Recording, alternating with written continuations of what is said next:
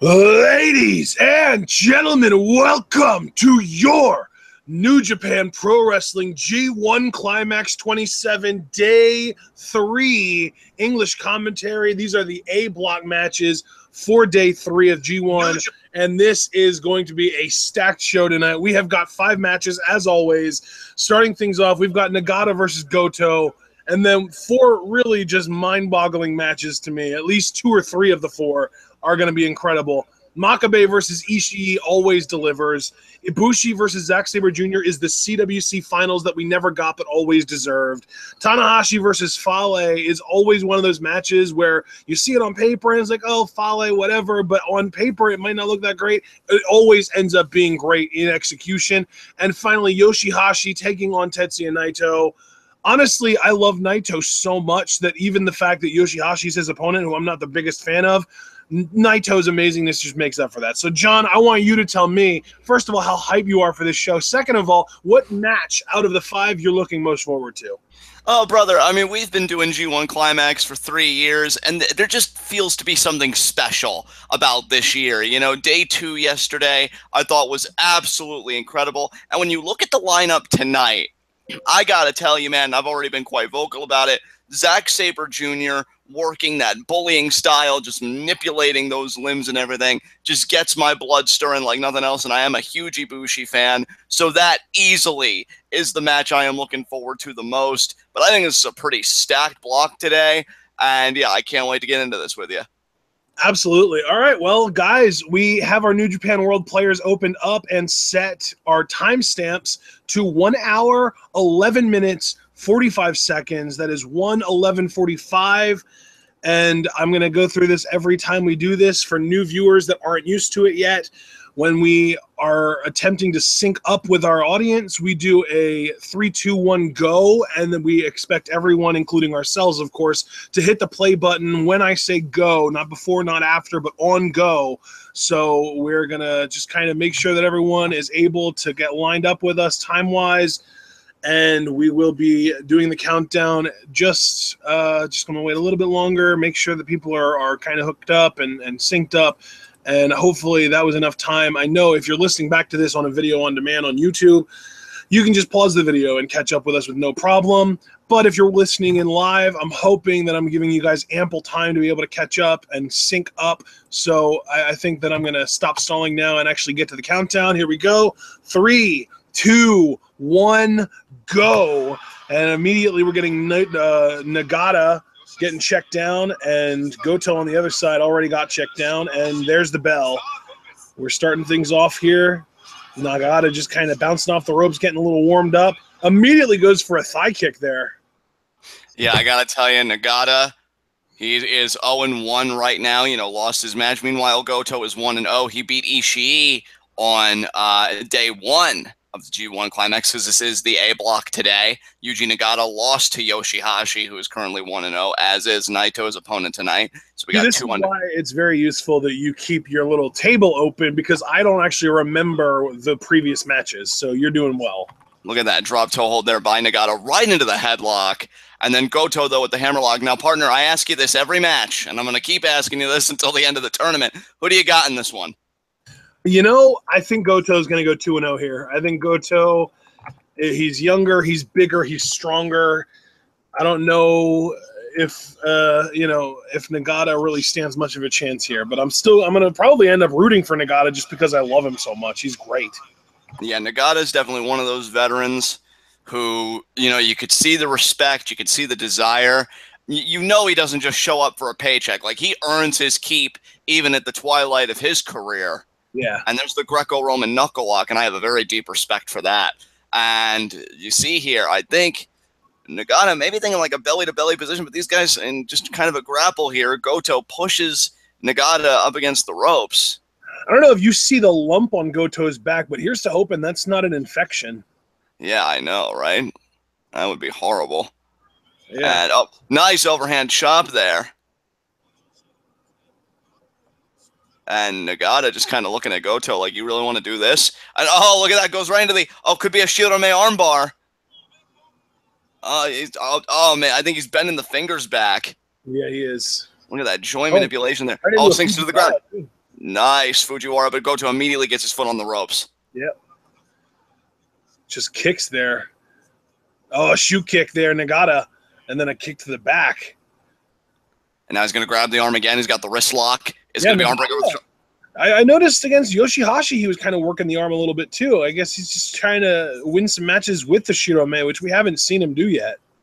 No, we have not. And now look at this, off the ropes. Nice roll through from the... Oh, and he faked him out right to the side, right to the arm there. Normally it's a drop kick to the knee, but he changed it up a little bit. Nice lariat there by Goto, though. Yeah, Nagata is the originator of just kidding. Marty Scurll's signature there. Yeah, absolutely. I'll tell you, and that's why, again, I say Nagata, and I mean this is the biggest compliment. He'll never be in the same breath to me as the Hogans or this one or that one. He's not parasitic. The guy loves to fight, even at this stage. Like him and Suzuki, I love the old-timers in Japan because they'll still give you a run for your money even now.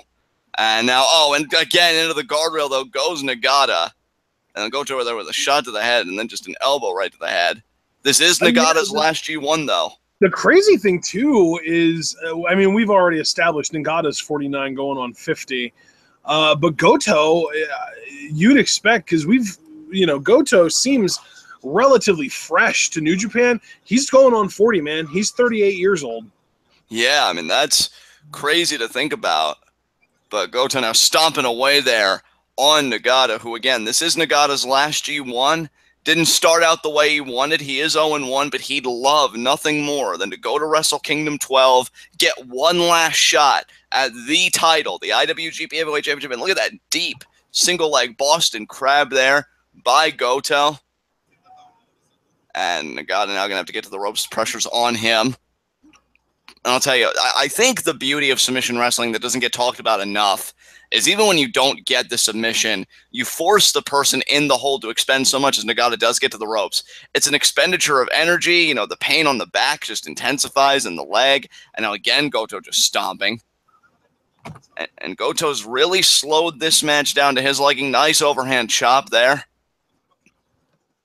Nagata into the opposite corner. Goto's going to charge. Lariat in the corner there by Goto. Nicely done. And I'll tell you, Goto is feeling himself right now. Oh, and the kick there. Let's remember, he won his block last year. Hook the leg. Nagata kicks out. He won his block last year, but he lost to Omega in the finals. Do you think that's got Goto fired up, any partner? Knowing that he came so close last year, he's thinking, no, this year I am going to go all the way? I feel like Goto is consistently one of those big contenders, but he just has never really broken through to that next level yet. And at 38, I find it hard to believe that he ever will really break through to that next level, but he's still in a pretty good spot. And as far as being fired up from last year, we've also got to remember he was lucky to win his block. He basically backed into it, and he only won his block because Okada and Tanahashi couldn't put each other away in a half hour. I wonder if that angered Goto at all, that realization. He is a very proud man. He has that warrior spirit. You could even see it in his Titantron. Again, he gets beat down, but he'll always get back up and give it to you 10 times as hard. Nice forearm there. And again sends Nagata into the corner. Look at the forearms there to the face. Nagata sinking to the bottom level almost. And there's a chop there. Yeah, Nagata just... Yeah, I mean, Nagata is pissed and confused and angry all at the same time. He's just why is this guy slapping me on my forehead? I don't understand this. Yeah, Nagata definitely running through the gamut of facial expressions. Irish whip into the opposite corner and explodes with a kitchen sink. And man, if you think Goto has something to prove, folks, so does Nagata. Again, last G1 in the twilight of his career. Nice kick there again to Goto. And another kick right to the back of the arm. And another kick right to the back. Oh, boot. God damn. Could you imagine being kicked by Nagata? Oh, my God. Oh, and there's another shoe kick to the back. He is going to town on Goto's torso. Yeah, and the forearms. Oh, another shoe kick to the chest. And another. Oh, man, Nagata. Oh, he slapped him, yeah. Don't disrespect me, bitch. Oh, my God. Seeing the way that Nagata throws these strikes, it almost makes me wish him and Suzuki were in the same block. And on the forearm exchange here between these two. Nagata and Suzuki is a really interesting feud. I mean, I'm sure it's happened in the past, but I'd be curious to see it in current day. Absolutely. Oh, and that forearm there, Rock Goto. That could be a game-changing forearm. Another one there. And now Nagata, another shoot kick. That was huge. Yeah, Goto knows what it's like to throw shoot kicks himself. We haven't seen them yet, but I'm sure at some point in the match, if Goto could get back in this, we might. And That's now why he always holds up the hand symbol to kind of indicate that he's about to do them. Yeah, charging him up. And Nagata, though, he ain't got time for that. Irish whip to Goto in the opposite corner. Nice boot there. Nice T-bone. That was beautiful. I think you're just a second or two ahead of me, partner. There's the lateral press. 2, Goto kicks out. I think we should be good now. And Nagata's face tells the story. I think he's both perturbed and perplexed as to what he has to do to beat Goto. Pin attempts are always the best place to sync better. Absolutely, partner. Absolutely. We hope everybody could still follow us on New Japan World, which is infinitely better than the WWE Network. Shots fired. And now go behind there. It really is, honestly. Like, in my past, I've had WWE Network, and it literally just stopped working, so I stopped being subscribed to it. Hooked the leg there. Nice leg hook by Goto, and Nagata still kicks out. That's the thing. I love when you've got two competitors that are so fierce in, you know, their competitive ways that they don't joke around, they don't taunt, they get right down to brass tacks. And I think that's the mindset you need for this tournament. Yep. And now Goto could be thinking Ushigoroshi. But no, Nagata got out of it, kicked to the gut. No, Goto followed through, but Nagata caught him with a kick. Oh, man, now we're getting it. Here we go. Here we go. Ushigoroshi, there it is. And there it hooks the leg. 2, and only a 2 count. Nagata staying with it. But yeah, man, did you know New Japan World actually has an app that actually shows really nice video on your phone? Like last year for G1, when my computer was taking a crap on us, I actually ended up using the G1 or the New Japan World app for the last few shows, and it was awesome. It's so good. This is why I want New Japan to succeed in the U.S. They've actually earned the right. And now, Goto blocked. Clubby blows to the back. And Goto, you see the urgency there. His expression completely changed. He knew he was in deep with something, and he just wanted to shut Nagata down. And a stomp again to the back. And again, Goto, man, just does not care. Now he's going to pick up Nagata by the head. Now, let's keep in mind here, Nagata has the bridging backdrop driver. Goto could be thinking Shirome here, possibly. No, Shirome. Possibly. No, Fujiwara right now. Now a Shirome. Yeah. Man, what a sequence. I really think that Goto was thinking about that Shoten Kai. And, I mean, Nagata just noped the shit out of it. Oh, man. Nagata's getting into it now. He's going to pull Goto. No, I lost control of the arm briefly. Oh, but he's right back. And now look at him bend back. Oh, man. That's a lot of pressure being exerted on both the shoulder and the elbow, really, because he's really cranking that, man. Absolutely, and you figure, you take out the arm, does make not only the Goto revolution, but all the setup maneuvers that he does for it, almost like the GTR over the face that he does, and all that stuff. I think it makes it a bit more cumbersome with a bad arm. And so, I mean, yeah, it's not just a standard part of Nagata's offense, but in this particular case, it's actually brilliant work here. And now, Nagata. Shoot kick right to that arm. My God. Oh, and again. Jesus. Oh, this could be a shoulder breaker. This could be an arm breaker over the shoulder, I mean. Yeah. And there it is. Oh, arm breaker over the shoulder. Shining Wizard. Shining Wizardo. Oh, man, partner, what's he thinking here? Oh, this is going to be a neck breaker. Neck breaker. Wow, look at Nagata pulling out all the stops. I love that. Well, I think he's fired up. He was 0-1, couldn't beat Yoshi-Hashi. He wants to beat Goto. Funny thing is both Goto and Yoshi-Hashi are Chaos stablemates. So Nagata, I guess, just doesn't want to be owned by Chaos. I honestly didn't even realize that Goto was in Chaos until you brought it up. It was like, oh, yeah, that's right. He actually is. It's just so easy to forget because I feel like he never really is in the Chaos tag matches when it's like Chaos versus Bullet Club or Chaos versus LIJ or whatever. I feel like he's never in those matches. Yeah. And now Nagata here has got Goto up by the hair, and he's got control of the wrist. Very interesting here. Oh. Drop? No. Goto saw it coming. He's got like a headlock. Oh, but the jumping kick to the back of the head there. And that could stun Goto. And oh, but he didn't bridge it. He never bridges the first one. I don't know why. I don't know. Yeah, I don't know why either. Hooks the leg too, and Goto kicks out. Yeah. I think you should just bridge it. If you get a man up, what's a little bit more energy to exert getting the bridge applied?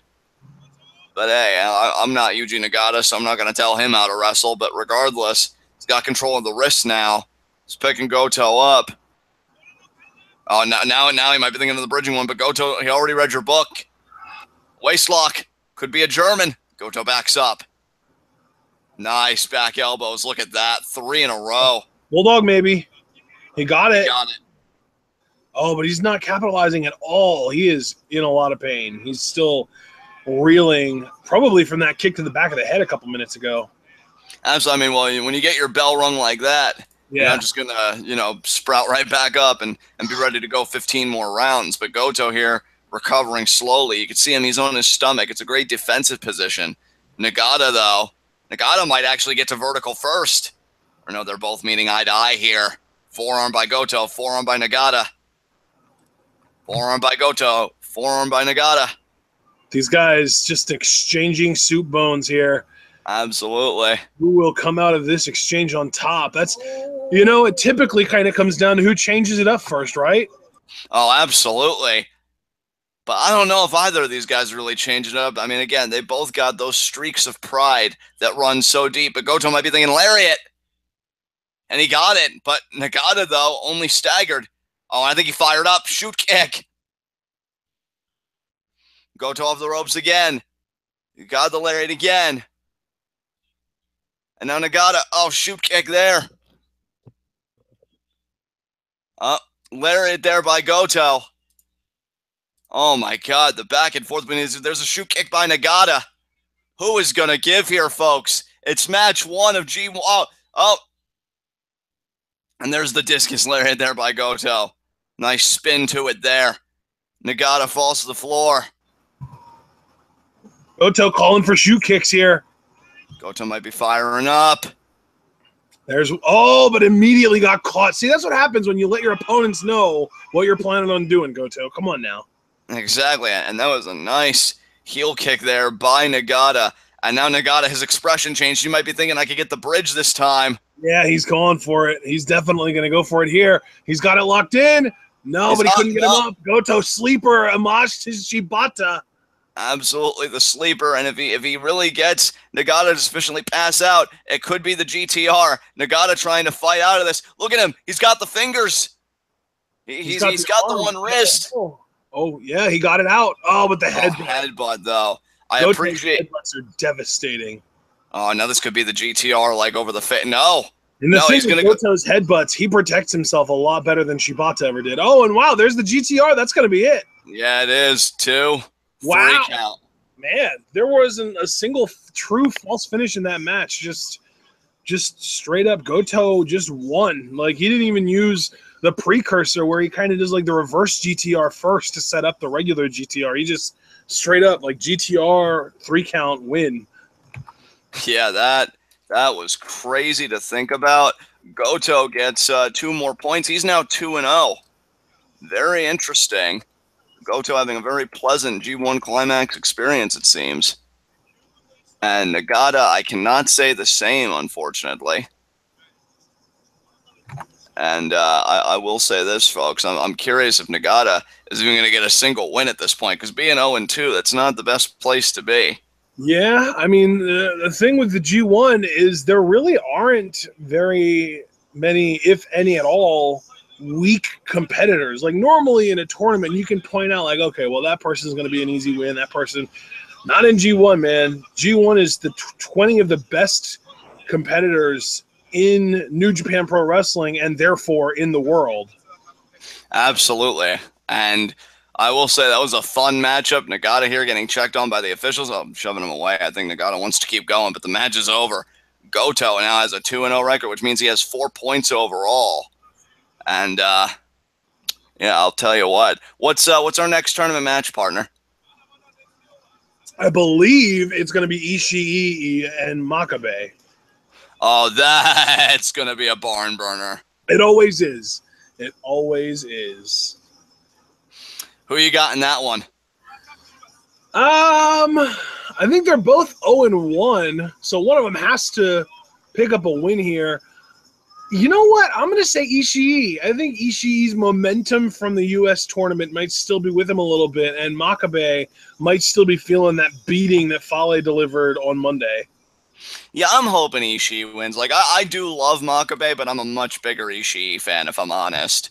But, I mean, it's going to be a Haas fight for sure, folks. If you've never seen Makabe and Ishii go at it, you are in for a treat. And I know that phrase gets used a lot, but I don't know if it's ever been more apropos than in this context, because these guys are about to kill each other for 2 points and for the ability to, kind of really get back on the board and get in the running here. And we're seeing the, I guess, the ring get 10-2. In the meantime, though, partner, do you have any other thoughts you want to give on the first match, or any other thoughts you want to give on this match that's upcoming here? No, not on that. I mean, the first match that we just saw was really, it's good for Goto that he's 2-0, and sadly, Nagata is 0-2. But I don't know if the thought ever really crossed my mind, oh, maybe Nagata's going to win, because he hasn't won a G1. I think he won like 2000 or 2001 G1 Climax, and he hasn't really gotten close to winning since then. Yeah, he won G1 Climax in 2001, and that's really the last time he's even gotten close. So I'm not really surprised that Nagata lost against Goto. So I don't really have that much to say about that match. But this match right here, Makabe and Ishii, is going to be spectacular. I think Makabe and Ishii are getting ready to do amazing things. And again, Ishii, I feel like, had a lot of momentum. Wasn't able to translate it, on day one, because he did lose his first match to Goto. But he can bounce back here. I do have my table in front of me. I did tabulate the Nagata-Goto results. So now it is on to Ishii and Makabe's second match. There's a nice Stone Pitbull flag there. I definitely approve. Ishii, man, I love New Japan so much. Just really the roster. But Ishii is one of those guys. I always get into his matches. I still want to see him one of these days, and I may never see it, but I'll always hope that we get him with like one Intercontinental title run, or even if we're so lucky, an IWGP Heavyweight title run, because I think he's starting to get in that Goto territory where he's on the bubble, but you really don't know where he's going to go. And now Ishii. Yeah, and he is another guy that's a little bit on the older side. He's 41, so he's been around for a while. He's won the Never Openweight title 4 times, but that's the only singles title he's ever held in New Japan. Yeah, he's never really gotten a chance to branch out. I mean, he has gotten stellar victories in the past. He is not sharing this block with Okada this year. I mean, unless you count the Ishii drill or the ROH TV title, which, I mean, to me that's nothing. Like, ROH is just nothing. Right. But that's really the only other major singles title he's ever held, to my knowledge. And Ishii always looks intense, always looks ready. And while the world champion may not be in his block this year, the Intercontinental champion is. And I can tell you, Tanahashi versus Ishii, that is a match I am looking forward to down the road. I mean, yeah, man, we saw Ishii Okada last year, and that was a match of the year candidate. That was incredible. I think Meltzer actually did end up giving that 5 stars. Yeah, that was a phenomenal contest, to say the least. And while I am looking forward to Ishii Tanahashi, for Ishii to potentially get in the IC title picture, there is a huge speed bump in his way tonight in the Unchained Gorilla, Togi Makabe. And hey, we were talking about Ishii only ever having held, as far as singles titles go, the Never Openweight title and the ROH TV title. Makabe, on the other hand, is a former IWGP Heavyweight champion, and he has also held the Never Openweight title, and he's actually a former G1 Climax winner. He won G1 in 2009. So, I mean, you look at Makabe, he seems more decorated than Ishii. He's definitely more decorated than Ishii. He's a lot more decorated than Ishii. And you got to wonder if that eats away at Ishii a little bit. I mean, he's even just to kind of really illustrate how much Makabe is one-upping Ishii in the championship department. He's literally won the IWGP Tag Team Championships with the same partner that Ishii won the same title with, Yano. Plus, he also won those titles with Hanma. So he's got the same exact title reign, tag title reign, as Ishii with Yano, plus another one with Honma. So, like, he really is truly just one-upping Ishii in every facet. So, I still, as far as performers go, I do prefer Ishii. I think he is much more entertaining to watch, but they're both excellent. Absolutely. And now Makabe off the ropes. Again, a shoulder block exchange. It's crazy to think, too. Ishii is 41, and he's only done what he's done in very recent years. Makabe's 44, so he's only 3 years older than Ishii. It feels like Ishii hasn't been around nearly as long as Makabe, and I think that's because Ishii only got into New Japan in 2004, whereas Makabe got into New Japan in 97. So it's a huge difference there. Oh, absolutely. And you see there the forearm exchange. This is peak soup bones right here with these two guys. Goddamn. Peak strong style right here, my friend. Absolutely. I mean, these guys have such a rich history with each other. Can Ishii get a win tonight? Get on the board and be 1-1, be at 500, or will Makabe take that spot at 500? And there's a shoulder block there. Oh man, Makabe, the Unchained Gorilla, he's feeling himself. I think when he really starts getting these moves off, the confidence grows. And that's very dangerous. He might send Ishii into the guardrail, and he does. Oh my God, the back. Imagine the back going at that speed into the guardrail, being hit by a man like Makabe. That has to hurt like hell. Oh my God. I'll tell you what, though, if it was a person that wasn't as built as Ishii is, and again, the back into the guardrail. And now Makabe. He knows how to beat Ishii. He's done it before. And now he opened the gate, so I think he's going to send Ishii into the crowd, I would assume, anyway. Or no, maybe not. I think he's sending him into the... Oh, he got reversed, though. Oh, my Makabe God. into the guardrail. Jesus. He got flung so hard. Half his body went to the outside, but not all the way, so we had to deal with all that pressure being in and out. Oh, my God. And now, I'll tell you what. Ishii is going to send again. Oh, my God. In the exact same way, too, where he's going chest first, and literally the momentum is picking him up off the ground. And, it's almost like his momentum is trying to send him over the guardrail, but it's not quite enough to fully send him over, and he just kind of gets stuck halfway and comes back down. I'll tell you what, Ishii is telling Makabe in the most violent way possible, your sternum ain't shit. Because he's just made it eat so much guardrail. Yeah, sternum, clavicles, arms, shoulders, everything in that general area. And I'll tell you, the first loss that both these men suffered, it had to sting a little bit for them. With Ishii, it was Goto, and they have a history, and with Makabe, it was his arch rival, Fale. Of course, for somebody to be a rival, you'd think you'd have to be on equal footing, and yet he's never beaten Fale in a G1 setting. Yeah. So, I mean, didn't we see somewhere that he technically beat Fale by forfeit, or was that someone else?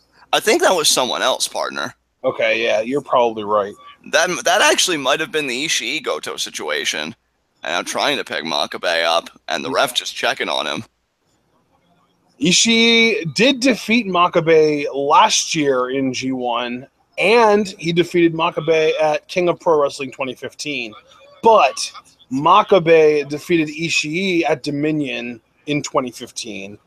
And I can also say Makabe defeated Ishii at Wrestling Hinokuni in also 2015. These guys have a lot of history over the last couple of years. I'm only looking at singles matches.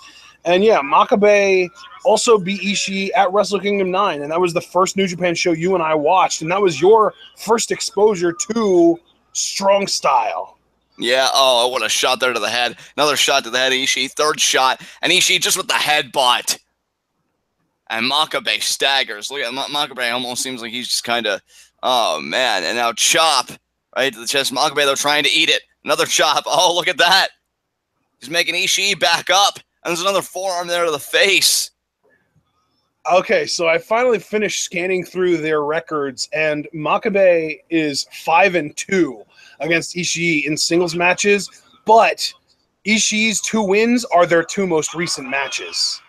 Interesting. So nice. Even though Makabe is 5-2 historically against Ishii, Ishii's 2-0 in their last 2 matches. So it's a really interesting dynamic there. Ishii has all the momentum, but Makabe has history on his side.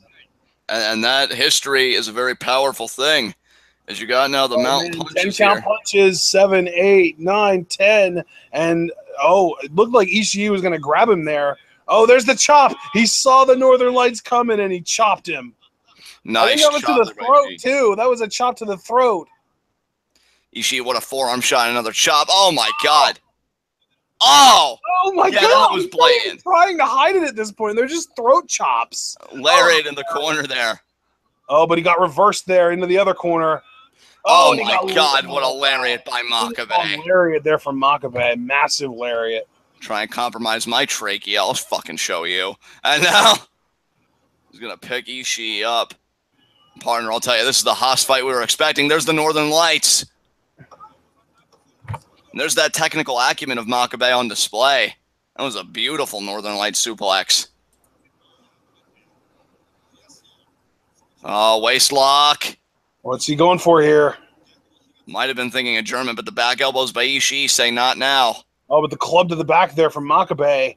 And now sends Ishii into the corner head first. Oh, Ishii charges out. Makabe, more forearms. Ishii's asking for more.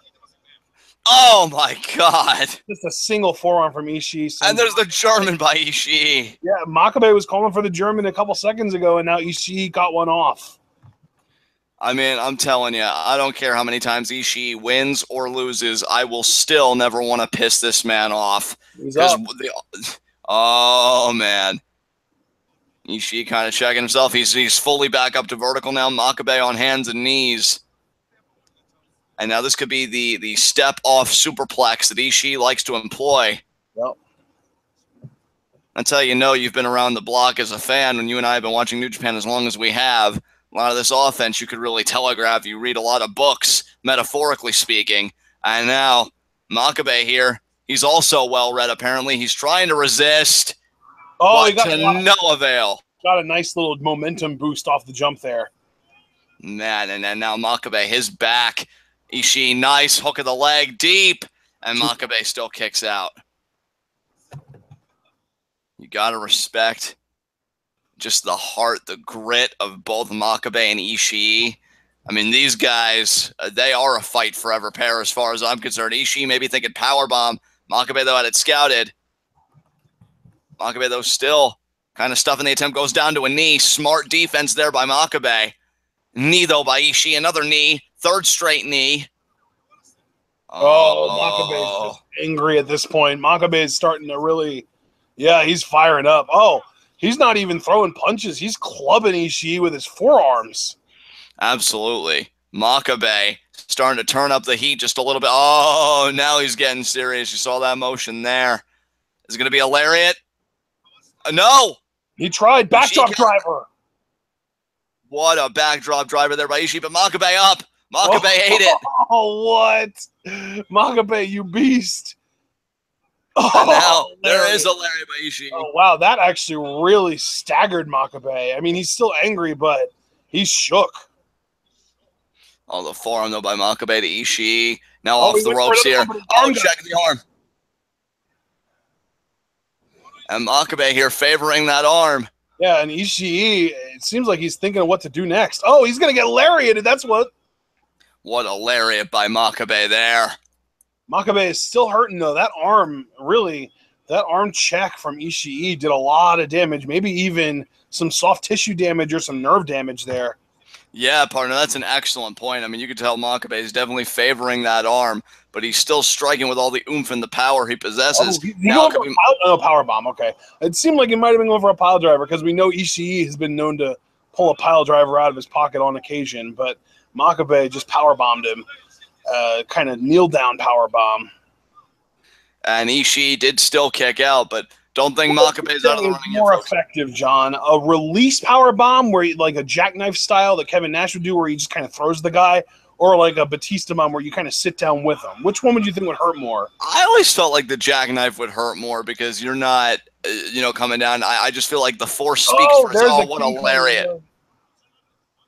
Ishii is still getting up though. What are you doing, Ishii? He wants it bad. Oh, lariat to the back of the head though. Oh, but there. Oh, Jesus. There's another King Kong lariat from Makabe. 1, 2. Ishii still in this, man. He is so resilient. Unbelievable. I think Ishii's bout with Omega for the U.S. title. really opened up a lot of eyes, and I think Ishii knew, just really the depth of what he was capable of facing an opponent like Kenny. I believe that Ishii can win his block, and I know I say that every year, but I believe it to be a true statement every year. That's the thing. He hasn't done it yet, but if he can get at 500, that's the start to good things. Lariat in the corner, though, by Makabe. Makabe. Oh, it's time for the cheat code. It's time for the cheat code. Oh, Ishii, can Ishii fight out of this? He wants the German, but if Ishii resists, his face is going to meet steel post. Like Ishii's elbows though. Ishii has to keep elbowing him. Wait a minute here. What is Ishii pivoting? Ishii's pivoting. What the hell is he doing? Oh, forearm there from Makabe. Oh, but now Makabe.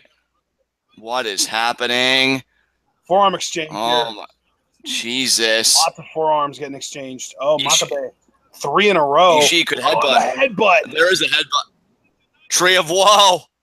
Oh my God, no. He's going to do a belly-to-belly on him. Yep, belly-to-belly.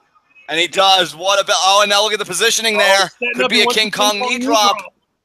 If Ishii doesn't move, this is the end of the match. And he moved. He did move. Holy shit.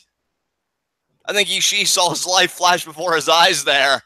Definitely. Last second, moved out of the way. Not his life, at least his G1 life, because 0-2 is not the way you want to start out. Not many people can pull a Tanahashi and just rage their way back from an 0-3 start to go 6-3. And even though he did that, I don't even think he won, because that was last year, right? Yeah, and that's when he tied with Okada, right? So yeah, so he didn't even go 6-3. He went 5-3-1.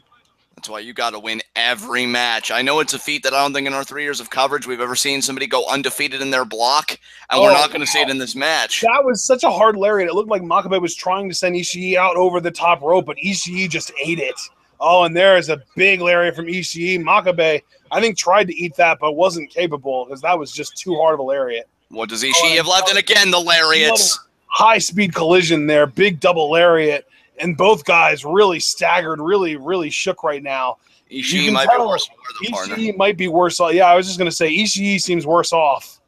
Oh, and another one. And again, both guys really just struggling to even stay on their feet at this point. Ishii may not even know where he is. Honestly, Makabe looks more tired than injured. Yeah, Makabe at least seems cognizant of what's going on right now. Ishii, I can't even be sure. And another lariat. Jesus. You know what? I think these are almost in self-defense on Ishii's part because he knows Makabe is going to be throwing the lariat and he might as well retaliate somehow. Oh, but Makabe. Oh, Ishii trying to fire up. And there's again. Makabe. Wow, Makabe is dominating these exchanges. Holy crap. Well, he is 5-2, like you said. Oh, the lariat by Ishii. I don't think Makabe expect. Oh, but the 1 count. Oh, my God. Makabe is completely unwavering right now. I will tell you, these guys know each other so well, and they've fought so many times that you just build that indomitable will when you face a guy enough times, like Makabe and Ishii have. Could it be the low-angle lariat here? He got it. He did. 2. Makabe kicked out. Honestly, Makabe kicked out like right as the ref's hand hit for 2. Like he wasn't risking that at all. He was really like astute about kicking out there. Now Ishii might be calling for a brainbuster here. I think that's exactly what he was signaling, partner. Yeah, he's got him up.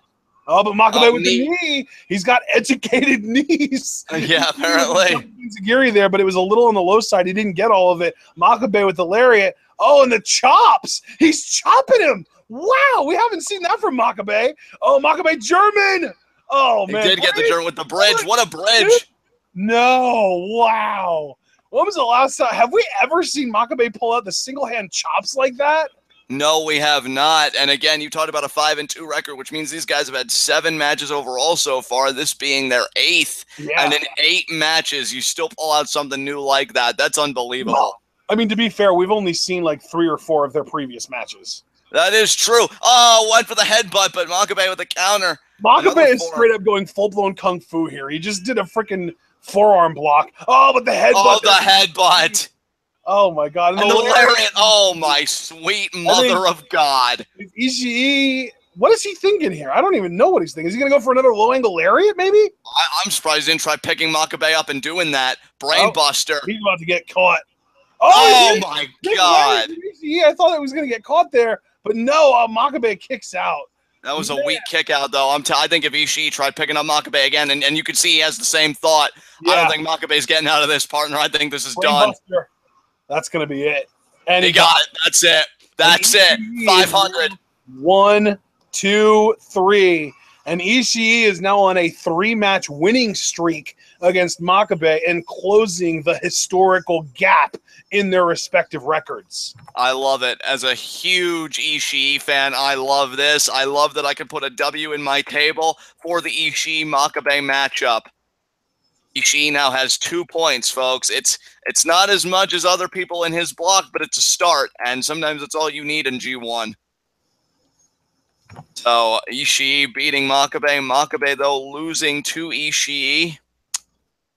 Ishii 1-0 or 1-1 rather. Makabe 0-2. That is a hard start to recover from. It's actually very kind of contrasted to his start last year. Didn't he start 4-0 last year, Makabe? Yeah, he was 4-0 last year. He was dominant. Yeah, and he hasn't won a G1 match since then, has he? No. Yeah, he's going 0-7 in his last 7 G1 matches. That's a funk. Damn right, partner. And yeah, we got some people talking in chat here.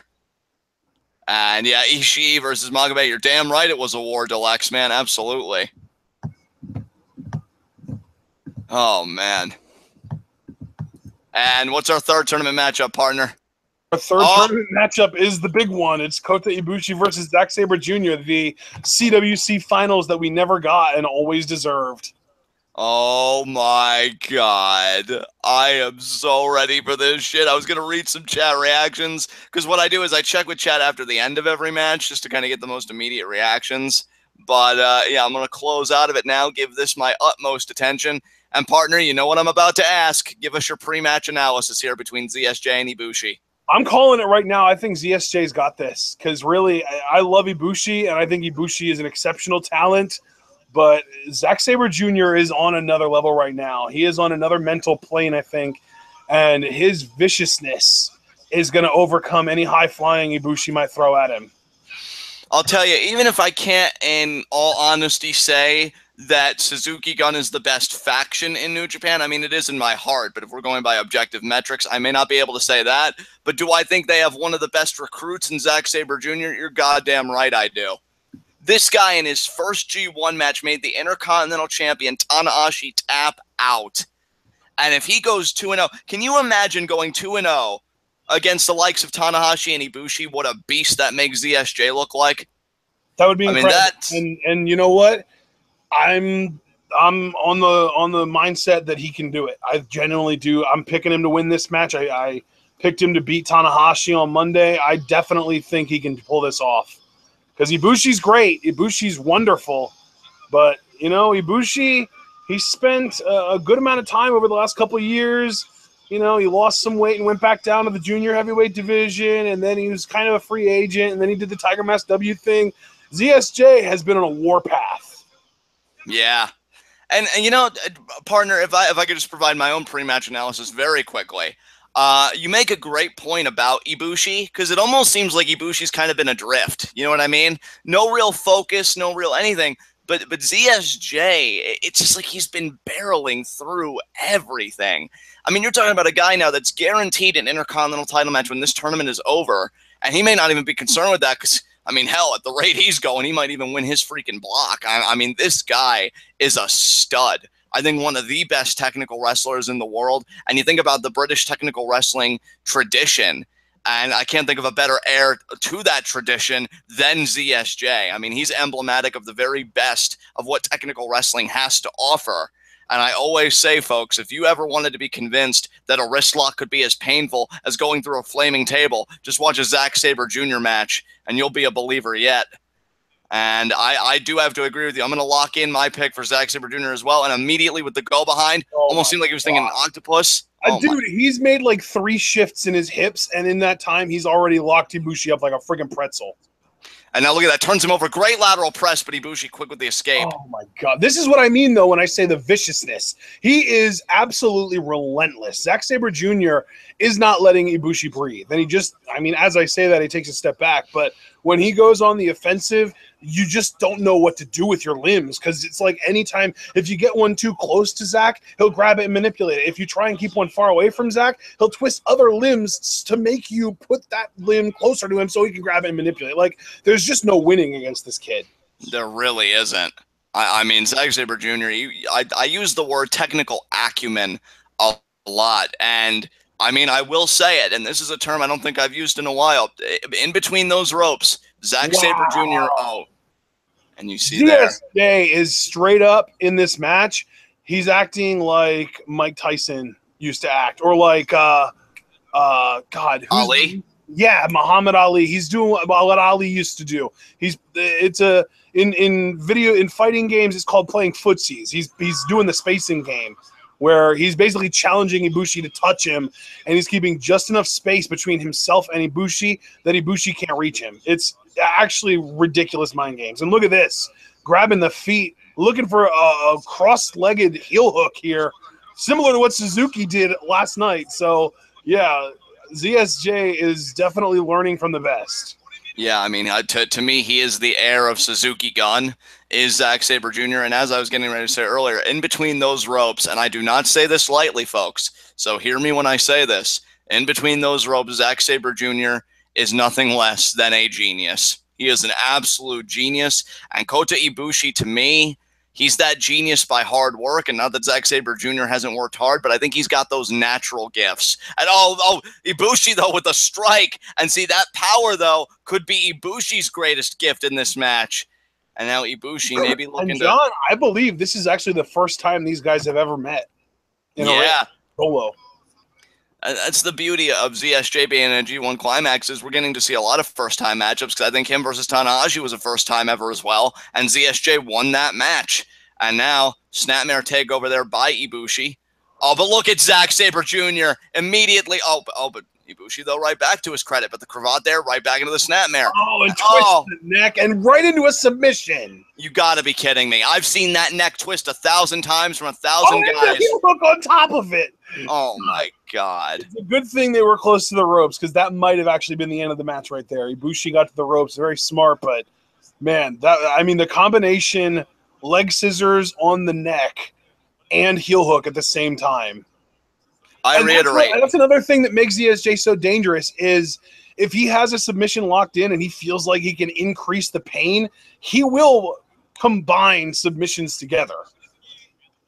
And now look at this, just stomping on the back of Ibushi's head and neck, really, and then he's going to grab the leg. ZSJ lock in an armbar, and then when somebody's reaching for the ropes, or reaching for the ropes with their leg, he'll grab the leg and pull that into the armbar simultaneously.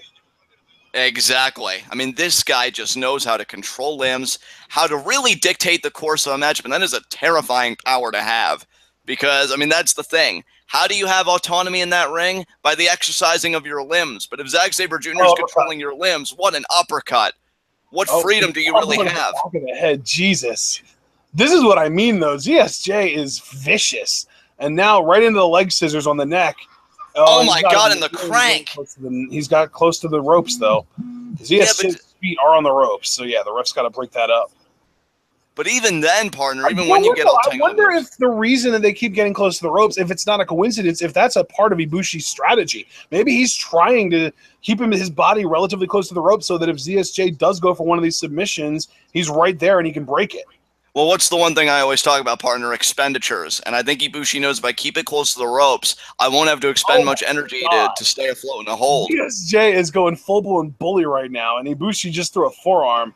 Oh, but ZSJ with a single leg pick. Right. Oh, my God. Single leg crab with his foot on Ibushi's head. Are you kidding me? See, that's what I'm saying. Oh, my God. That, again, is the brilliance of Zack Sabre Jr. He could take a rudimentary submission hold and raise it by 3 levels. It's just unbelievable how this man operates. The elbow to the back of the neck, grabbing the wrist and cranking it.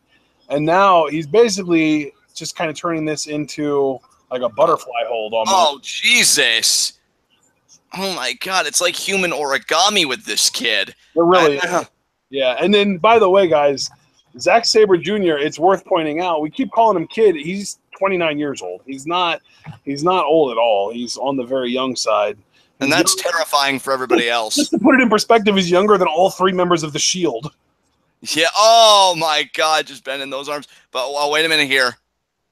Ibushi has bulked up for G1, so he should be stronger than we're used to. ZSJ. Oh, he turns it around, but Zack Sabre Jr. just like that. That's all it takes, just a simple kick. Oh my goodness. And that European uppercut, that European style of Zack Sabre Jr. It's just punishing everybody. And another uppercut there. Oh my God. And now Zack Sabre Jr., he has got to be feeling himself. I don't think people realize how big of a deal it is that ZSJ beat Tanahashi in that first match, because if I remember correctly, 2 years ago, Ibushi's first match was against Tanahashi, and he lost to him. So the fact that ZSJ took out Tanahashi on day 1 is really, it might be indicative of the rest of the tournament. ZSJ might be the favorite to win the A block right now. Oh my God, that just tells you everything you need to know about the excellence that ZSJ brings to this block. And now we have a straitjacket hold. Ibushi attempted to reverse the straitjacket hold, and he succeeded for less than a second before ZSJ flipped it back. But Ibushi, though, nice counter there. Able to roll through. Now he's got the leverage advantage, but ZSJ, See, that's the thing. If ZSJ uses a move on you, chances are he knows how to get out of it. Oh, a nice shoot kick there by Ibushi, but That's where Ibushi's going to have an advantage is in his strikes. He needs to use those kicks as much as possible, as frequently as possible, because that is definitely the main category that he's got a big advantage over Zack Sabre Jr. in, because ZSJ, he'll out-grapple you, he'll out-submission you, but he's not going to outstrike you necessarily. He might outstrike some people, but not a guy like Ibushi. No, Ibushi's got that power. He's got that physique. Yeah, and Zack Sabre Jr. sinks. Power, his strikes, and his high flying. He's going to have to go up top and take some risks in this match if he really wants to take out ZSJ, which really kind of alludes to a spacing game, because ZSJ wants the spacing between these guys to be minimal. On the other hand, Ibushi wants to create that space so he can do his flying. Absolutely. I mean, ZSJ definitely more fond of close quarters combat. There's the flurry of strikes there by Ibushi. Yeah, these are the strikes that I was talking about, and there's the shoot kick, sends ZSJ down. But he caught him in an arm bar, in a triangle even. Oh my God. Oh, and now the strikes. But again, though, notice Ibushi right there at the ropes. I think this is a strategy. I think Ibushi is intentionally working close to the ropes so that if ZSJ gets him in a surprise submission like what we just saw, he can break it as quickly as possible. I think it's a brilliant strategy, and I think it's intentional. I have to concur with you, partner. I definitely think it's a brilliant strategy. The only blind spot to that strategy could be if ZSJ would have it in him to kind of pull Ibushi away in a particular hold, because then Ibushi will be in dire straits. What an uppercut! Jesus. Now, see, he's got Ibushi in the center of the ring here. Duplex, Nelson with almost a hip toss, judo throw there. ZSJ with another uppercut and another. But the German.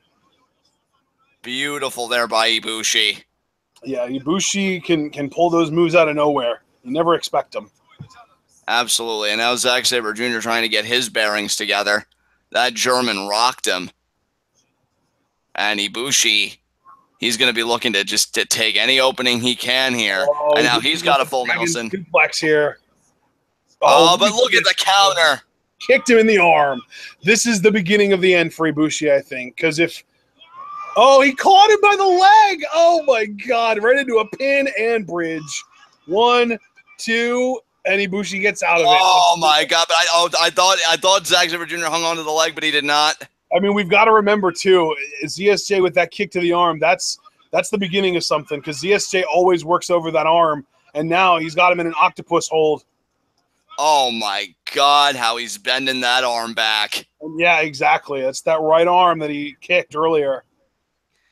That's the thing, too. Wait a minute here. It could be a sunset flip counter.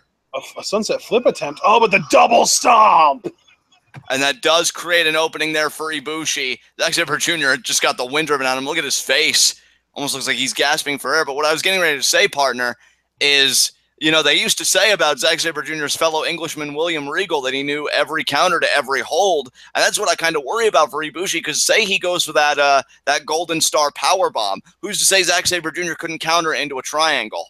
You know, that's what Ibushi's got to be careful of. If you're going for offense, you better make sure you hit, because Zack Sabre Jr. won't give you a second chance at it. There's a shoot kick there by Ibushi. Another thing that I've actually noticed with Zack Sabre Jr., and I don't know if this is intentional, like if he's doing it as a strategy, which is what I'm going to kind of talk about it as, or if he just is that frail, but it seems like he's going down on almost all of these strikes. Like you'll see, and there he caught the leg, and he's, oh, the penalty kick, and another penalty kick, too. Oh, my God. But it seems like when Ibushi hits ZSJ with a strike, Zack is immediately going down, and you have to wonder, is that because it hurts that much and he has to, or is that to prevent follow-up strikes? That's a very good question.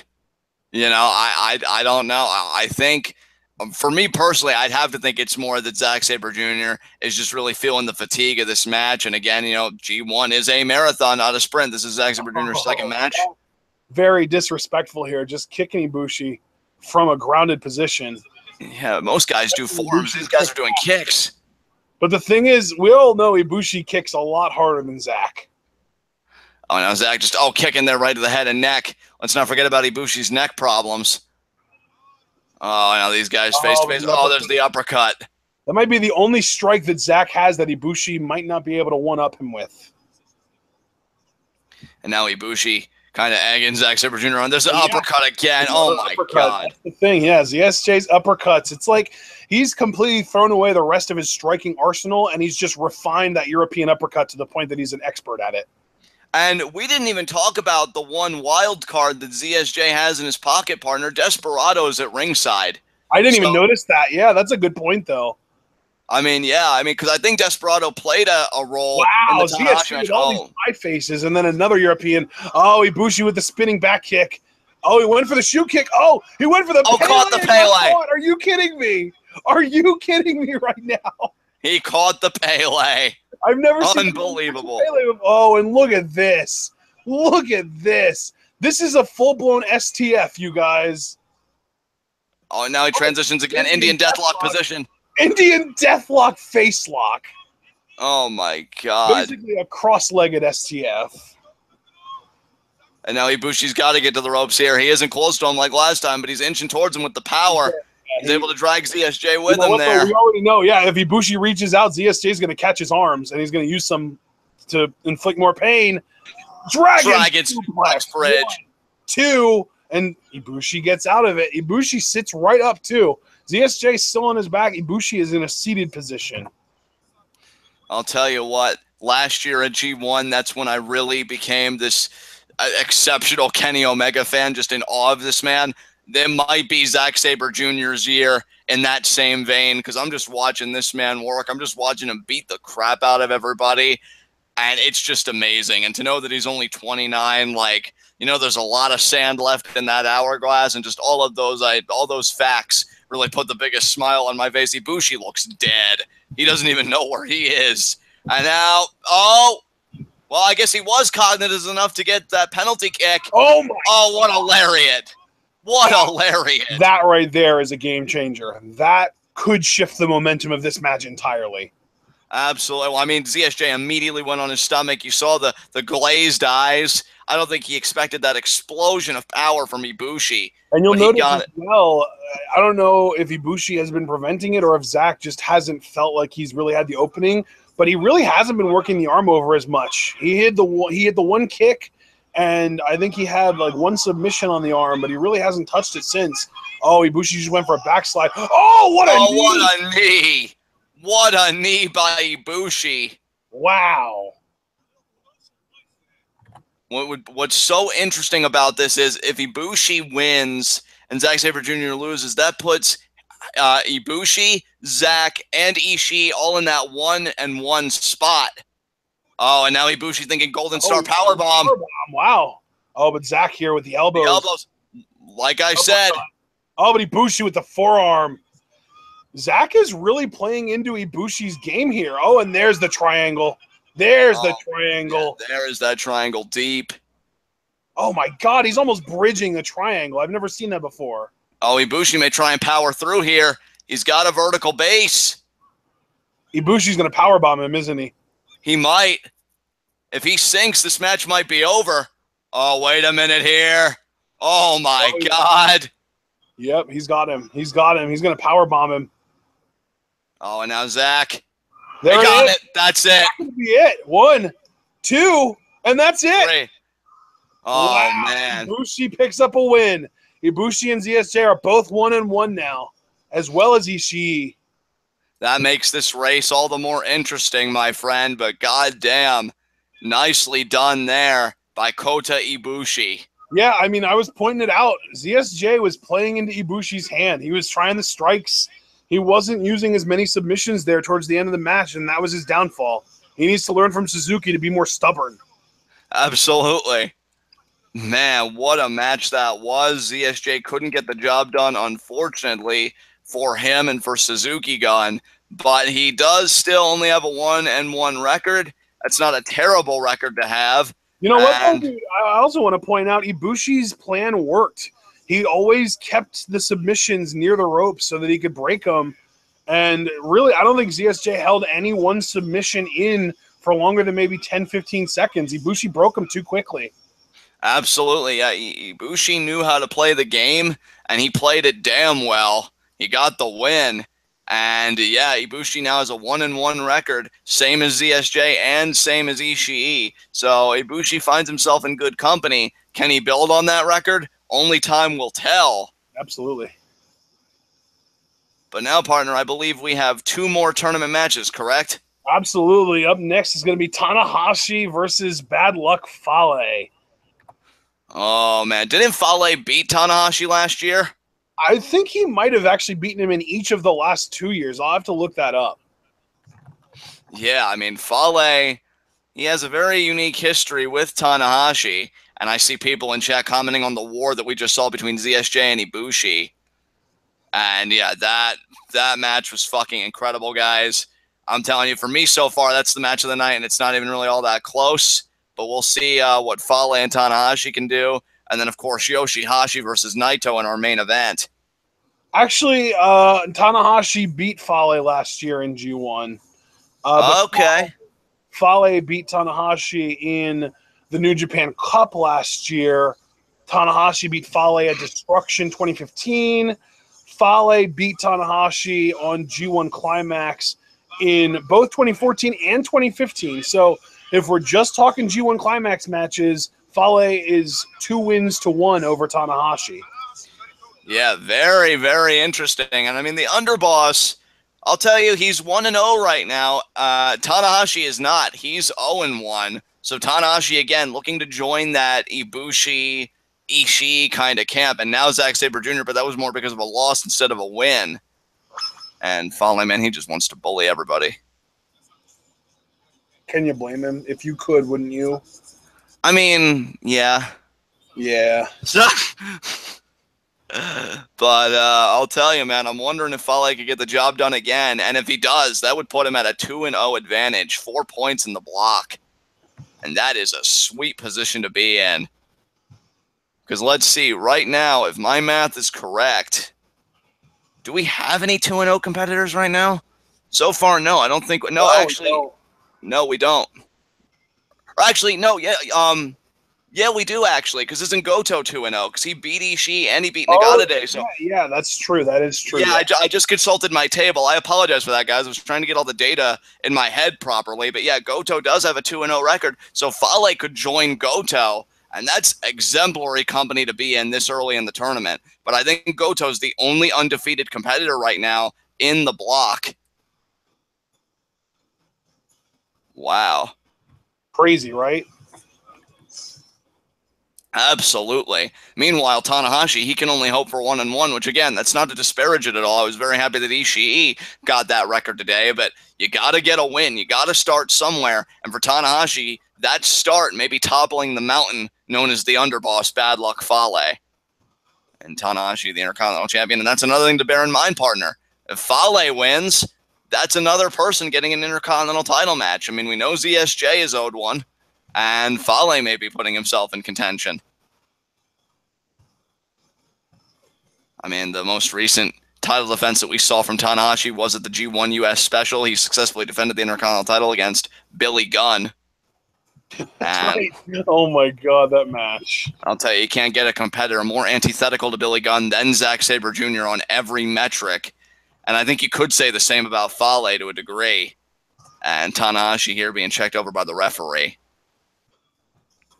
You know, when Fale was feuding with Okada and he had eyes for the IWGP heavyweight title, you got to hear him speak about his vision, and he too believed in the big U.S. expansion of New Japan. He wants to take New Japan all over the world. He wants to be that global ambassador.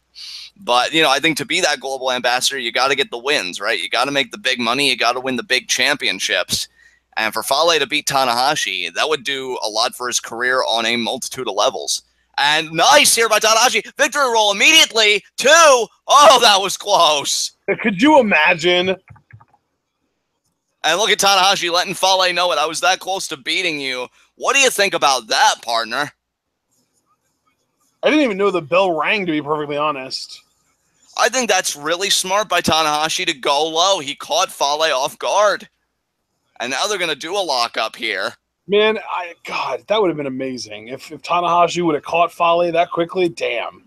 Absolutely. Well, I mean, Fale didn't see it coming. None of us did. And Tanahashi here. Tanahashi is in, like, Big Match John mode. This is great. Yeah, he's feeling himself. And Fale, I don't know if Fale's really gotten out of that gear of being caught in that victory roll. Forget John. It's Big Match Tan. Yeah, buddy. Tanahashi, I gotta say, I was impressed that he snapped it off that quickly. And oh, you can't be serious about a Greco-Roman knuckle lock with a guy the size of Fale. There's the oh, not even a full one. Fale is just gonna immediately go on the arm and just got Tanahashi down to both of his knees. Oh my God, Fale is just cranking on it here. And now Tanahashi slowly getting up to vertical here. Yeah, this Tanahashi is at a pretty strong disadvantage. I don't know why he even allowed Fale. Oh, the eye poke! What? And a foot stomp. I love it. I love Tanahashi when he does this stuff. Oh, and now look at that. Ooh, yeah, but Fale has his hands clasped, so. Yeah, I mean, Tanahashi was thinking about maybe like a key lock. Definitely. And now I think he's. Yeah, like a Kimura. Oh, but the scoop slam. And now Fale, because that's the thing with Fale. I mean, not to disparage the guy, and I certainly wouldn't do it to his face, but he really is all about imposing his will on the other guy. Nice dropkick there by Tanahashi. Tanahashi more technically sound than Fale, and that could be his biggest advantage. 3 straight dropkicks here. Tanahashi now urging Fale on. Now he's going to slam him. And, if I was Fale, or if I was Tana, going for the small package, but yeah, he didn't even manage to get both of Fale's shoulders down there. He only had one down that whole time. Absolutely. And Fale rolling out of the ring. Not often you see Fale rolling out of the ring to collect himself. And Tanahashi seems very confident. Do you think this confidence is misplaced, partner? Do you think it'll come back and bite him in the ass? I don't know. I think he might just be having fun. I don't even know if I would call it like overconfidence so much as he's, you know, he finally got the bad luck Fale monkey off his back last year because he was 0-2 against Fale in G1 prior to last year. Finally got that monkey off his back, and now he's just feeling good, man. I don't know if I agree with all these provocations. I mean, you anger a monster like this. Now, Fale. That arm. I was even going to say something a couple seconds ago when Tana went for a scoop slam on Fale. He really shouldn't be overexerting that arm. That arm could eventually, honestly, John, I'm going to go ahead and say that arm could ultimately cost him every single G1 match that he's in this year. And it could. I mean, ZSJ picked it apart. He was merciless on that arm. And that's how he got the submission win. But we've got to remember, he was wearing the corrective bandage over it before the match with ZSJ. Like, he was wearing it in the match with ZSJ, and ZSJ only worsened it. So it was a problem coming into G1, and the fact that his first match was against ZSJ speaks volumes, I think. Yeah, you want to talk about drawing the proverbial short straw. Yeah. And Fale, he's a nightmare in his own right, but for completely different reasons. But now, honestly, yeah, he is. Tana probably wishes he would have had a first match against Ibushi just because Ibushi, I mean, first of all, he's a good guy, so he wouldn't be targeting the arm, like going out of his way to target it. But second of all, he doesn't really use submissions that much. So, yeah, like, maybe Tanahashi's opponent order has just really screwed him over, because immediately starting with ZSJ is about the worst case scenario, and immediately going into a longtime rival who's got no qualms really kind of taking the easy way out against you. Yeah, like you're in deep trouble, man. And again, I hate to keep, bringing this point up, but I do want to keep it at the forefront as Fale's just stepping on top. Is over the rope there. That's going to cut circulation off to that arm and make it A, heal slower, and B, maybe even go numb. Oh, yeah, I mean that. And I'll tell you, an injury like this is absolutely detrimental to Tanahashi at this point in time, not only as a G1 competitor, but as the Intercontinental Champion. Because if that arm costs him every match, that means that he has all of these different contenders to deal with. That is nuts to think about. And now Fale just picking apart that arm. Body shot there by Tanahashi. Another body shot. Third body shot. Oh, my God, right back. And Fale not giving just a single care for Tanahashi's welfare. And look at the alternating layers. Oh, my God, just rocking Tanahashi. Wow. See how that head is just bouncing violently? Yeah, man, I saw it. Yeah, I'm telling you, man, he's on another level right now. He's brutal. Fale, I'm telling you, I think losing to Okada, coming up short, knowing that New Japan's expanding to the U.S., like, I think something's awoken inside of Fale, where it's almost like when Mark Henry finally snapped and started taking himself seriously, Fale's ready to get to that next level. Nice strike there by Tanahashi. Another strike there. Third. Oh, my God. He's just open hand slapping the shit out of him. And now, Tana, learn your limitations. He's 300 pounds and you have a bum arm. What are you trying? And now back up with it. Oh, missed the lariat. But again, and he got the German. He got it, but how effective was it? And how much damage did it already do to the damaged arm? Well, I'll tell you, Tanahashi's one stubborn son of a bitch, and I think that was his way of telling you limits ain't shit. But Pretty now... good. It seems like it, yeah. And body shot, body shot, body shot, body shot. Punching Fale in the solar plexus there. That's incredibly painful. If you've ever been struck by anything in the solar plexus, you know what I'm talking about. Oh, it drives the wind out of you. And now... now he gets this... Oh, but no, he doesn't. Oh, my God. Late. Oh, that was interesting. Why'd the ref stop counting? That was weird. Oh. I don't know. Oh, he went for a running splash, but Tana moved out of the way. Tana just got out of the way of that. Now Fale drove the wind out of himself there. Threw caution in the wind for that splash. Got nothing to show for it. And now can Tanahashi regroup here? Tanahashi needs to mount an offensive. He needs to get on. Bad luck, Fale. He's got the bum arm. Can Tanahashi do it here? Now he's going to go off the ropes. Oh, sunset flip.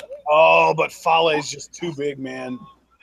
Fale. Oh, my God. Bonsai drop. 2.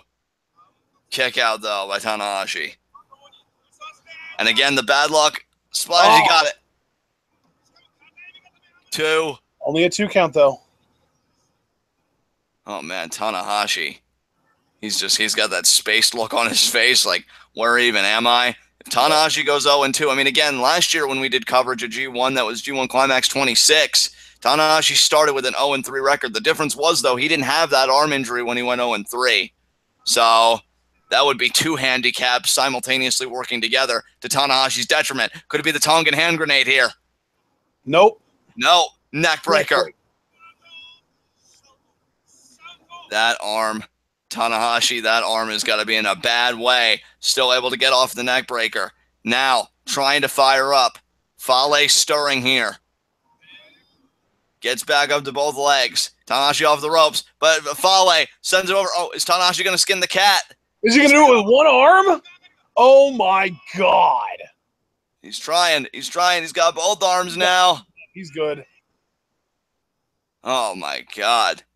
Now Fale missing the lariat.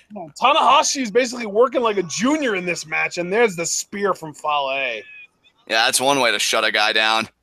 That spear, just all that power behind it from Fale. Now Fale measuring his man here. Tanahashi in the corner. Fale charging. There's the splash. Oh, my God. And now Fale may be thinking bad luck fall here. Yeah, that's what he's thinking. He's in the corner, powerbomb position. Could it be the bad luck fall? Tanahashi's got to fight out of this. He does. Is he able to? Yeah. Oh. Modified sling blade. I was getting ready to say the same. And Tanahashi here, he has to get back in it, but you could see him wincing and just writhing in pain. And Fale immediately goes to the outside, whether that was intentional or not. That's a good break for Fale. Oh, but wait a minute here. Tanahashi could be thinking high fly flow to the outside. I don't know if this is smart. It is smart because he's using his core body, not his arm. And there it is. The arm's going to have some residual effect, but it's really a smart use of your body because he's doing as much damage possible while minimizing the effect on his bad arm. And now Tanahashi going to try and get back in the ring here. Fale is down. Tanahashi still struggling to get up in his own right. Immediately went to that arm. Fale trying to get the cobwebs out here, trying to regain himself. He's got a hand on the apron here. He's going to pull himself up. Yeah. This is the bottom of the ninth here for Tanahashi. He got the first high fly flow. What can you turn it into? Can you transmute that lead into gold? That remains to be seen. And now Tanahashi charging. Sling blade on the apron. What? That is a game-changing maneuver. That totally shifted the momentum completely. And Tanahashi here. Oh, my God. Fale's already trying to get up. Tana won. And Tanahashi won by count out. Holy crap. Okay, then. I wasn't sure what was going on. Well, a win's a win, and that is 2 points. So Tanahashi's beaten Fale here, which now means Fale and Tanahashi, a lot of 1-1 records today, which just makes this block very interesting. Oh, man. Partner, what an ingenious move, the sling blade on the apron, huh? And I can't believe he actually won that by count out. That's crazy. You know, I've actually been thinking it would be interesting if they allocated a different amount of points depending on how you win. Because I feel like a win by submission or pinfall should be worth more points than a win by disqualification or count out, shouldn't it? I mean, I felt like it should, but again, that's why I even praise New Japan's simplistic point structure. Because, I mean, they don't really go that hard with it, but, I mean, they let you know, a win is a win is a win. And Tanahashi won that one. How about that? Wow. That's interesting. I haven't seen a count-out win. I don't think we got a count-out win last year. I think we might have gotten one the year before, though. Yeah, we might have. It's very rare that you see a count-out win in a G1 setting. So, yeah, very interesting that Tanahashi pulls this off. But, folks, that means now it is time for our main event. Tetsuya Naito versus Yoshi-Hashi. It's going to be a very interesting match. You got Naito going 2-0, or do you think that Yoshi-Hashi's going to go 2-0 and get the upset? Oh, dude, if Yoshi-Hashi wins, I'm going to be shocked. Because I've got Naito winning G1 entirely. And honestly, we've never seen anybody go 9-0 before. I would love to see Naito try and do it. Absolutely. So we'll see. I think 7-1 or 7-2 is the best record we've ever had in a G1. I will say this, though. I mean, Yoshi-Hashi. Did Okada? He went 6-2-1 last year, or was it 5-3-1? I think it was 6-2-1. Didn't Goto go 6-3? Yeah, I think you're right about that. So then Okada would have had to be 5-3-1. Okay, okay.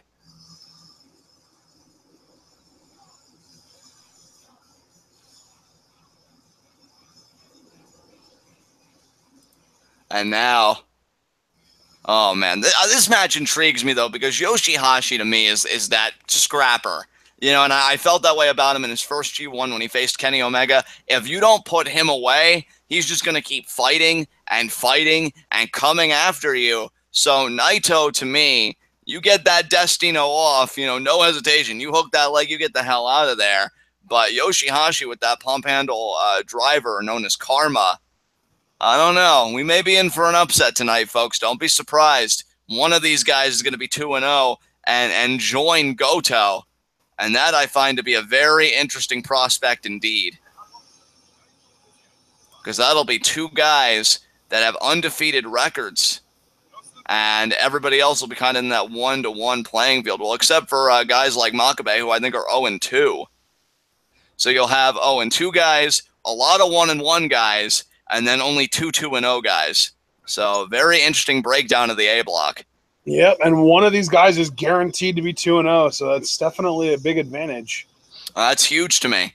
That's absolutely you know what? huge. I can't even say that because they could easily come out of this match both at 1-0-1. That is true. It could go to a draw. That is always possible. But even playing to the idea that they could go 2-0, it's not a guarantee they'll win their block. But what I like about an undefeated record, especially early on, is that not only are you racking up the points, obviously, but I think you do build yourself a little bit of a cushion in case you have a loss or two along the way. And say, well, at least I've won all these matches, so I'm somewhat protected. And Naito's definitely feeling himself tonight. You got to wonder what kind of shape he's in, because Ibushi took him to the limit on day one. Yeah, he might have taken him to the limit, but he didn't beat him. He did not beat him. But, I mean, hell, sometimes you got though, if Naito and Tanahashi face off and Tanahashi beats Naito, we'll officially have our first triangle of G1 with Naito over Tanahashi, or Naito over Ibushi, or no, I'm thinking of Zack Sabre Jr. Never mind. It would be Naito and ZSJ. Never mind. Basically, it's like one person's better than another person better than another. So we already know Naito beat Ibushi. Now Ibushi beat Zack Sabre Jr. ZSJ beat Tanahashi. So if Tanahashi beats Naito, it's not a triangle, it's a square. But the idea is it's a cycle. Yeah, absolutely.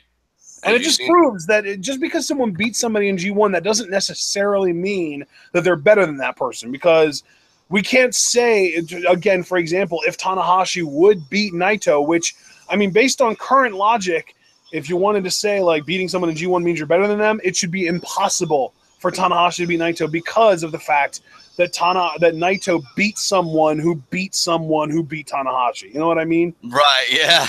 So if Tanahashi does beat Naito, that just completely blows all of your tier rankings out of the water. And now Yoshi-Hashi here coming out. And, I mean, no disrespect to Yoshi-Hashi. I mean, he's definitely kind of grown on me since becoming a heavyweight and really competing in the singles division. But Naito is Yuji Nagata, I should say, is no Naito. I respect Yuji Nagata. I like Yuji Nagata. But Naito is just on another level entirely. And that means Yoshi-Hashi, by extension, is going to have to kick his game up to a whole other level if he even hopes to compete with Naito tonight. And there is Yoshi-Hashi.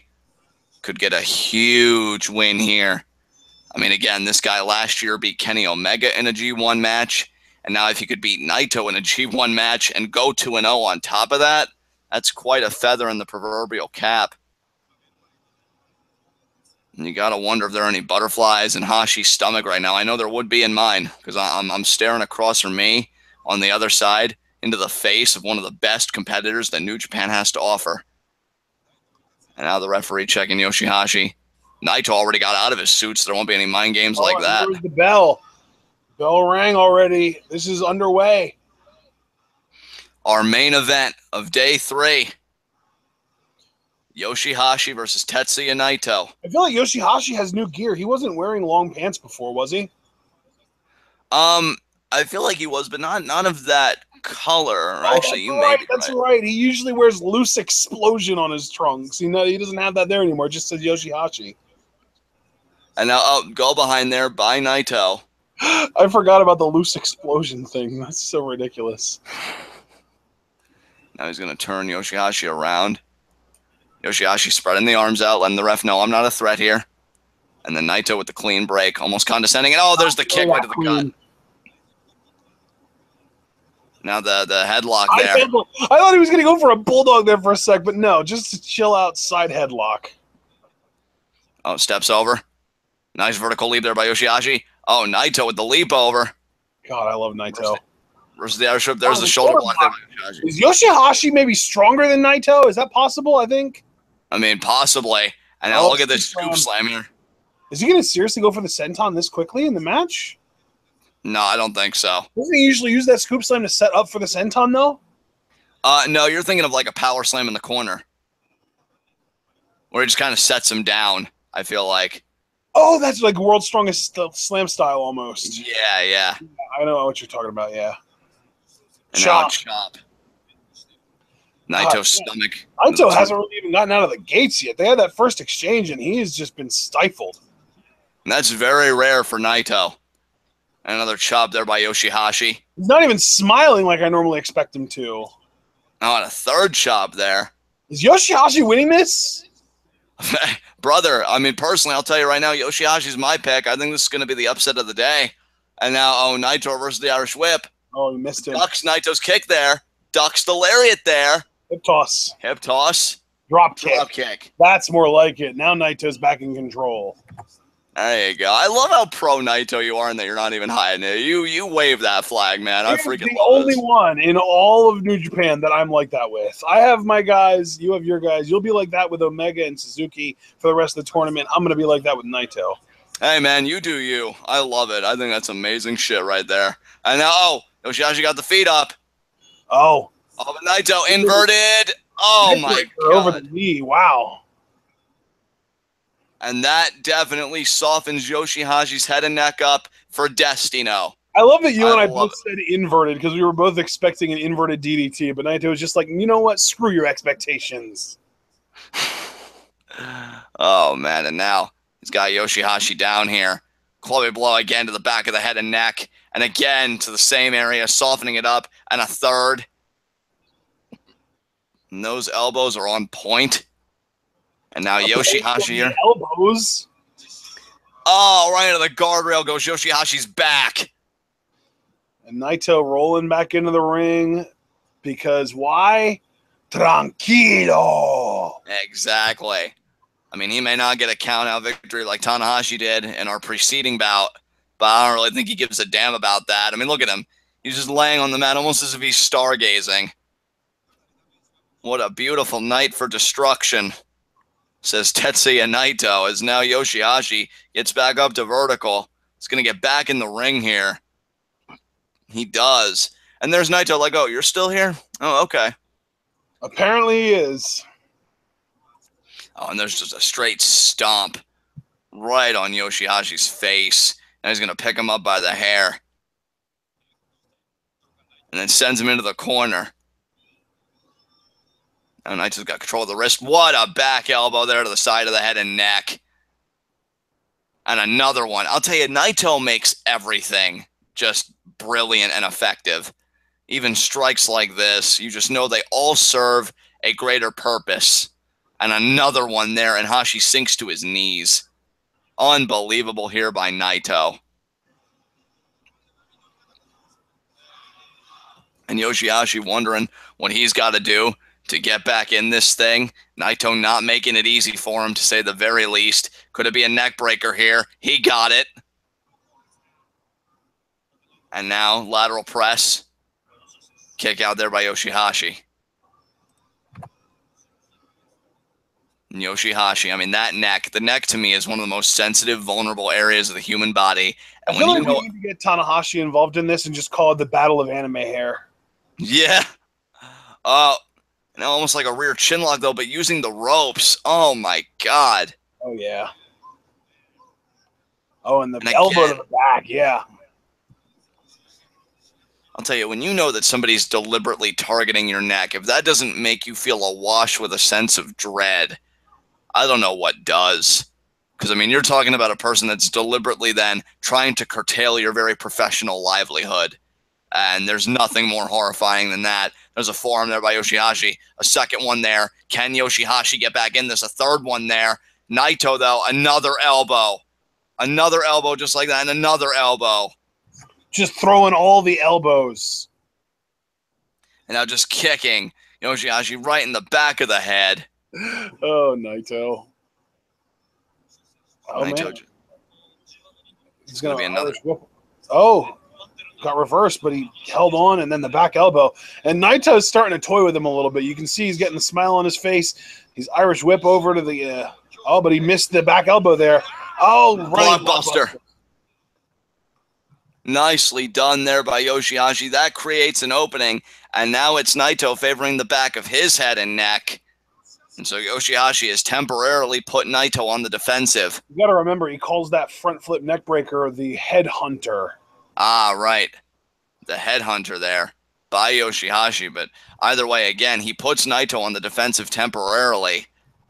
And now Yoshi-Hashi back up to vertical. Forearms there. Body shot. Chop. Stop. And now, reverse the Irish whip again. Oh, nice Hurricane Rana. Yoshi-Hashi, you can't underestimate him. He got some wins over some big names last year, if I recall. Well, that's why I said, like, Kenny Omega was his first big win last year. That was his first match. Yep. And now charging. Nice chop there. Omega went on to win G1 last year, so maybe if Yoshi-Hashi beats Naito, that'll actually increase Naito's odds of winning. Possibly. There's the drop kick there to the back. He likes to do that in tag matches where he knows that one of his partners can hold the guy down, but I guess he just kind of trusted the amount of damage that he had done to Naito for him to just be able to kind of dangle there. Absolutely, and you see now Naito kind of favoring his side there. And Yoshi-Hashi wondering what he's going to do next. He's going to pick Naito up. He does have that butterfly lock, and again, that pump handle driver known as Karma. And now... oh, Naito kind of stuffing the slam here. Hashi might have been thinking about setting up for that senton. You know he was. And Naito knew he was too. Now you see the knee buckling there. And again, going to try and slam him, but invert, and again, the neck breaker. And again, the drop kick. Tell you, Naito just never loses sight of his goals for 1 second. And that's just what makes him so insidious of a competitor. And now Yoshi-Hashi going to the opposite corner here. That space created between him and Naito, but that might be a moot point because Naito is on the offensive again. Look at that, sweeps from underneath. Yeah. Oh, to the back of the head now, too. He normally uses his left foot to sweep towards the inside of the ring, and he actually almost went to do that here, too. But then he realized that Yoshi-Hashi was facing the opposite direction, so he had to switch and use his right foot to sweep from outside in. It was actually pretty cool. I feel like that adaptation on the fly just makes Naito so dangerous. And now this guy Yoshi-Hashi, the waist lock. Could it be a German? No, Yoshi-Hashi counters. Back elbows. Another back elbow there. And Naito ducks. Could it be a tornado DDT? No. Yoshi-Hashi countered. Oh, neck breaker? Oh, no. Naito there with the back elbow. Oh, but Yoshi-Hashi ducked the enziguri. Nice double stomp there to the back. Yeah, I don't think Naito was prepared for that. We haven't really seen Yoshi-Hashi use that. No, we have not. But again, adaptation on the fly. Yoshi-Hashi, you only get better by being in the ring with guys that are better than you. I think Yoshi-Hashi just learned from Naito a few moves ago. That was quite a sequence between those two men. But Yoshi-Hashi here, maybe thinking powerbomb. He likes to do the jackknife cover. Oh, but Naito fighting out. He got out of it. Nice punches there. Oh, what? Tombstone? Are you kidding me? Oh, is he gonna? And oh my God! Down to one knee. That's an interesting move. I think that was a shoulder breaker, Tombstone style. Yeah. And yeah, Naito's favoring the shoulder, which I guess softens him up for the butterfly lock.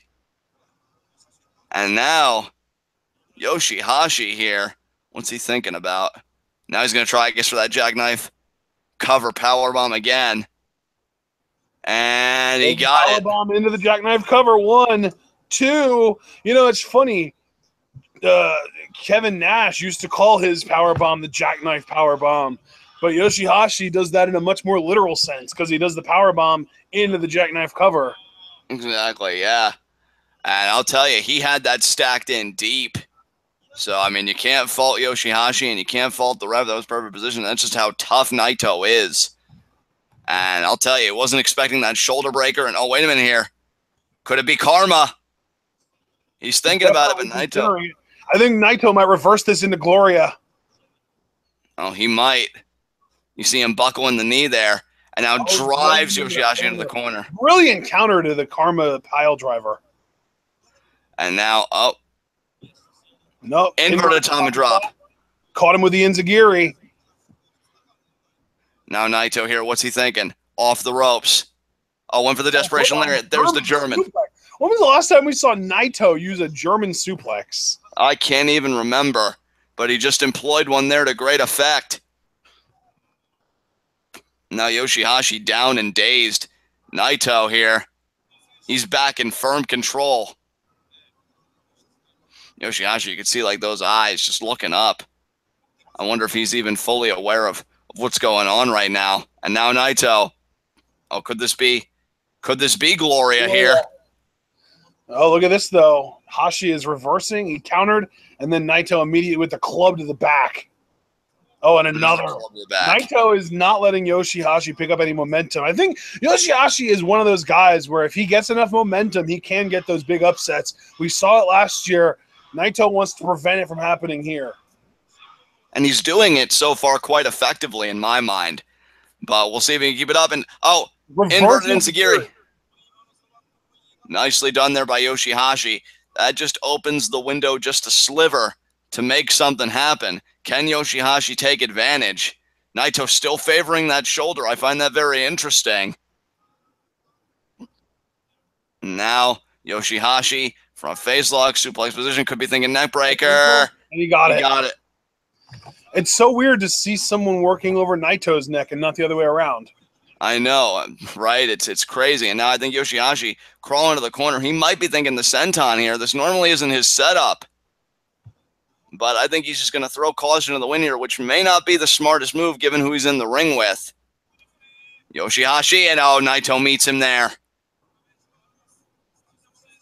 Now the body shots there, the head shots by Naito. Oh, now he's got Yoshi-Hashi perched on the top rope. Naito is feeling himself right now. There's another shot there to Yoshi-Hashi. And now Yoshi-Hashi. He's there lying in wait. And now Naito, could it be the Hurricane Rana? Yeah, you know that's what he wants. Oh, and he got it. Awesome. I thought for sure that Hashi was going to either reverse or land on his feet or something like that. But no. And here he's going for Gloria, and he's going to get it for sure. Yep. And there's Gloria. 1, 2. Only a 2 count. Yoshi-Hashi staying in this. But Naito. Calling for here. Naito maybe calling for Destino there, reaching to the sky like that. Seems early for Destino, though, doesn't it? It does a little bit, but... No, he's going for it. And Hashi. Oh, but he got caught. Is this going to be another shoulder breaker? It might be. He's got those hands clasped. Oh, no. Oh, that was unique. Yeah, that was like a reverse Emerald Flosion, almost like a reverse Gloria in a way. I think that was Head Crusher, the sit-out rear mat slam. Okay. Well, Head Crusher there by Yoshi-Hashi, all the same. And now both these men are down. So we had Yoshi-Hashi try for Karma. He was unsuccessful. Naito just tried for Destino. He was unsuccessful. So now who's going to get the first big move first? And now Naito's stirring. Yeah, he's stirring, but that's only barely. He is really out of it. That last move really took a lot out of Naito. Absolutely, and that's why you got to wonder if he went for Destino prematurely. Maybe he should have waited for a better time, but at the same time, you can't exactly condemn Naito either. You have to have a sense of urgency in this tournament, and that's what Naito exhibited. And now Naito... just thinking, like, he's got that look on his face. Like, I just really did not expect to be hit with that. And now Yoshi-Hashi up to a knee. Yeah, he's still on one knee here. Now he's up. Almost at full vertical. Naito is. And forearm by Naito. Another forearm by Naito. That's 2 straight to Hashi. Hashi, though, responds. Forearms of his own here. There's a third. Oh, and now Naito. Oh, man, another one there. Naito, I'm telling you, he's feeling it. But Yoshi-Hashi, though, not giving up. There are forearms there. Naito's being really casual about this ass whooping. Yeah. Oh, my God. Now Yoshi-Hashi giving more. Oh, what a slap. What a slap that was. He's just begging Yoshi-Hashi to give him something to work with. Absolutely. And now Yoshi-Hashi, what a kick. We don't really see Yoshi-Hashi use shoot kicks often. No, we do not. but that's what Naito is bringing out of Yoshi-Hashi here. Everyone, or not everyone, but a lot of guys are bringing out so much new stuff this year than what we've seen in the past. Absolutely. There's another kick there by Yoshi-Hashi. Because that's the thing. We've, like, you know, back in 2015, we were very light on the New Japan content. We really only covered Wrestle Kingdom and G1. And then last year, we did a little bit more. But this year, we've been really keeping in touch with it. And it still seems that we're seeing so much new stuff in G1 this year than we've seen from any of these guys in the past. Absolutely. And there you see Naito still kicked out. And now Yoshi-Hashi thinking that butterfly lock, and he's got it. And now Naito. Naito, you better not quit. You better not tap out. I don't think Naito's going to tap out. He's making his way pretty quickly to the ropes. Yeah, he's there. He's there. And, almost. He got one arm out. The thing is, he's not even in the butterfly lock anymore. He forced Yoshi-Hashi to change it. Oh, that was like a DDT move, though. Oh, that's not good. Right back to the butterfly lock. That was a brilliant counter by Yoshi-Hashi.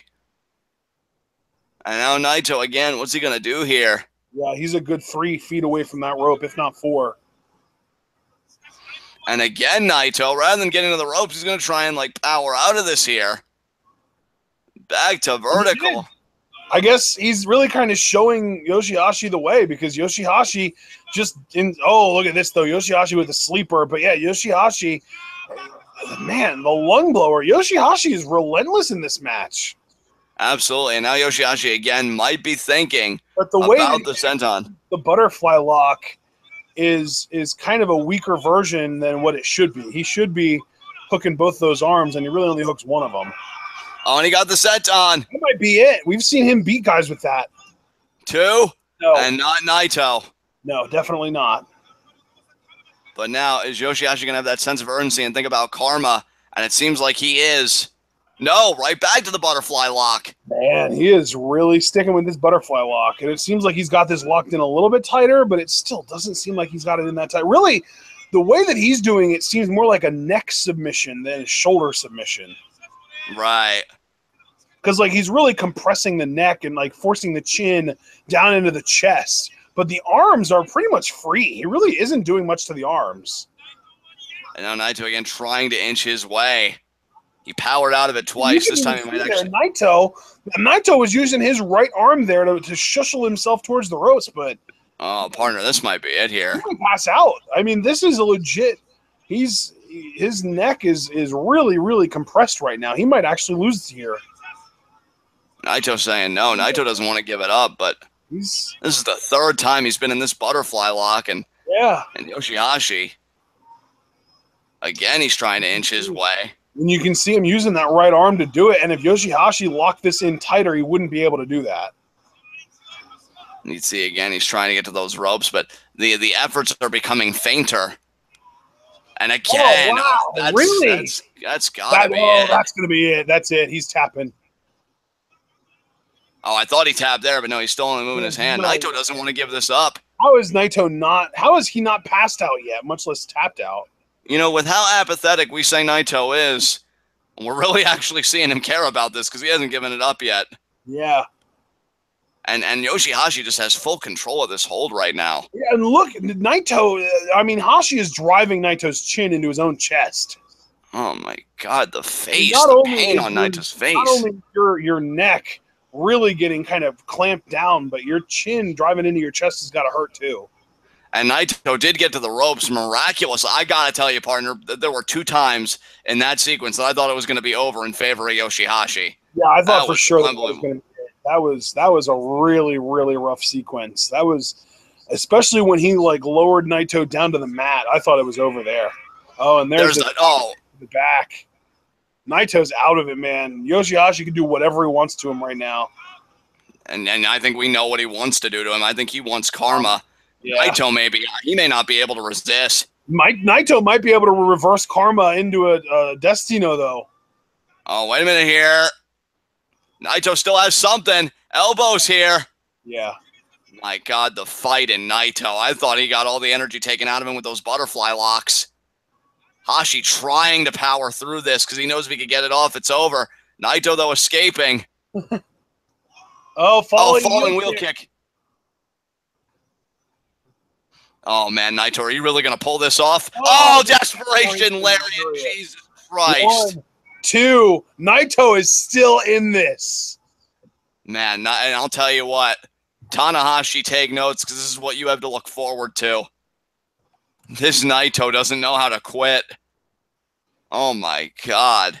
I don't think we've ever seen, well, not never, but since his transformation into the Los Ingobernables Naito, we haven't seen him this driven and motivated the entire time. I think he wants it, whether he says it or not. He wants to be world champion. Oh, Destino! Destino counter. That's going to be, no, that's not going to be it. 2. Yeah, I knew that. No. But the question is, can Naito, he has had that sense of urgency before. Can he get a true blue Destino this time? Because he usually does the counter and then a real one. He's going for it. Destino. He's going for it. Destino, that's it. That's going to be it. He's got to get it off that. 1, 2, and that's 3 it. Count.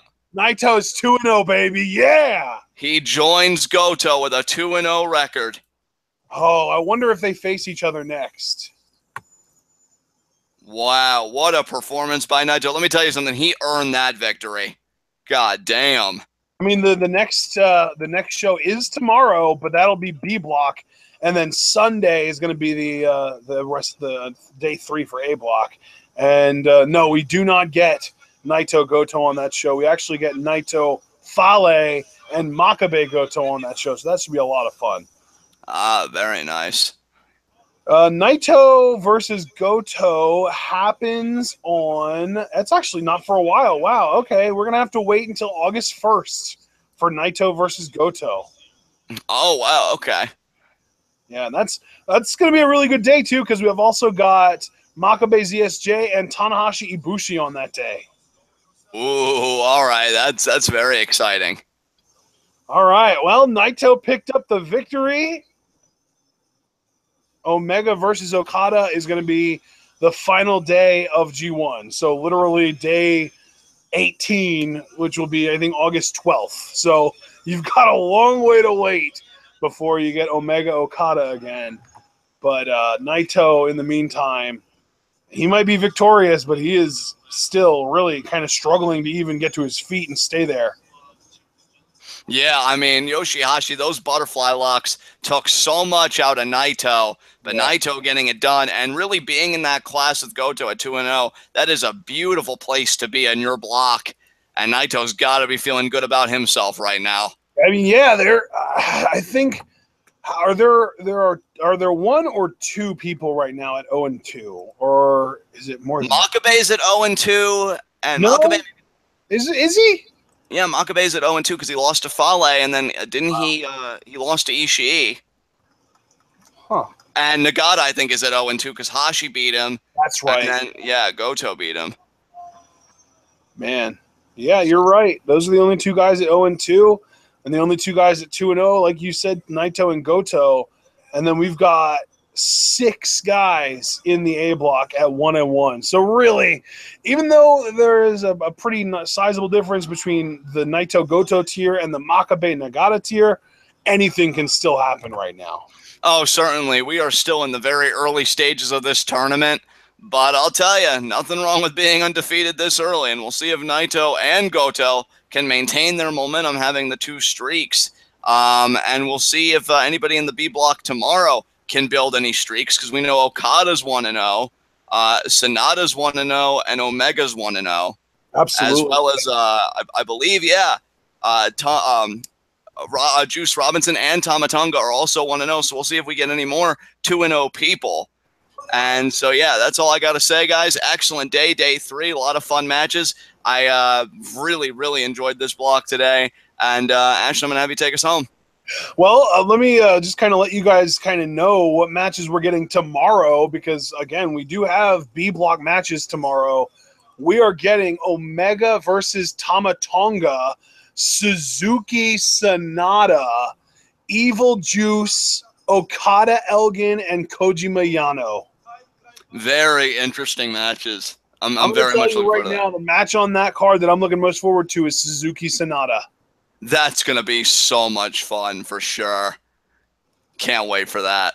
Absolutely. All right, guys. Well, Appreciate everyone that joined us here live. If you weren't able to be here live, you can still try and maybe check in live on a future show. We go live with G1 Climax English commentary every day that a G1 show happens at 3 p.m. Eastern Time.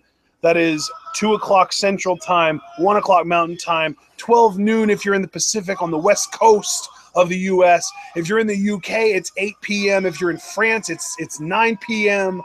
I don't even know what the other time zones are. I'm running out of ideas here, but try and be here live. It's pretty enjoyable. At least I hope. We've been told that it's enjoyable from other people, so I'm not just kind of pulling that out my ass. So yeah, guys, if you're not here live, try to be at some point if you can. And of course, we are going to be doing more of the English commentary tomorrow and Sunday. We've got days 4 and 5 coming up, and then nothing Monday. And then Tuesday, we've got even more, and it just keeps going from there all the way to the finals on August 13th. And that, I believe, is a Sunday, so it should be a lot of fun. I'm going to close this out now, guys. Make sure to check out the description if you're interested in keeping in touch with us. You have a few kind of more general options. You can check out the Twitwell subreddit, Twitwell Facebook page, like that. Follow us both on Twitter. That's kind of the easiest way to keep in touch with us. Or if you want much more intimate access, it's only $3 a month on our Patreon for Discord access. We are not having like an open Discord. It is an invite-only Discord server. It's only $3 a month for access. And I will personally get in touch with you to send you an invite link to get into the Twitwell Discord if you are a $3 patron or higher. And of course, if you are interested in a t-shirt to represent the Twitwell brand or the Scum Squad, you can check that out as well in the Teespring store. Looking forward to more G1 tomorrow, and we will see you guys for that. Remember to, of course, stay tuned.